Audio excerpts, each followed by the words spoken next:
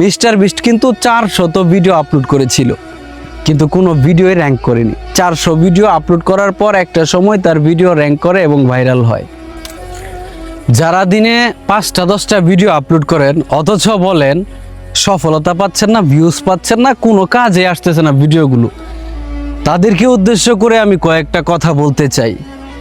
পৃথিবী বিখ্যাত YouTuber mister বিস্টকে তো আপনারা সকলেই চেনেন। মিস্টার বিস্ট কি প্রত্যেক দিন ভিডিও আপলোড করে? এখন আপনারা বলবেন, আরে ভাই আপনি কিসের সাথে কিসের তুলনা দিচ্ছেন? কোথায় মিস্টার বিস্ট আর কোথায় আমরা সাধারণ ইউজার, ছোট ইউজার? হ্যাঁ, এটা ঠিক, আপনার এই কথা যুক্তি আছে, কিন্তু আপনি কি জানেন মিস্টার বিস্ট 400 ভিডিও আপলোড করেও কোনো কিচ্ছুই পায়নি, মানে কোনো সফলতা বা কোনো ভিডিও র্যাঙ্কিং বা কোনো ভিডিও ভাইরাল কোনো কিছুই হয়নি। মিস্টার বিস্ট কিন্তু 400 ভিডিও আপলোড করেছিল, কিন্তু কোনো ভিডিওই র্যাঙ্ক করেনি। 400 ভিডিও আপলোড করার পর একটা সময় তার ভিডিও র্যাঙ্ক করে এবং ভাইরাল হয়। কারণ কি? কারণ ছিল মিস্টার বিস্টের ভিডিওর কোয়ালিটি। আমি আপনাদেরকে সেই জিনিসটাই বলবো, আপনি 5টা-10টা ভিডিও আপলোড না করে একটা ভিডিও আপলোড করেন, কিন্তু ভিডিওটা অবশ্যই কোয়ালিটিশনাল হতে হবে।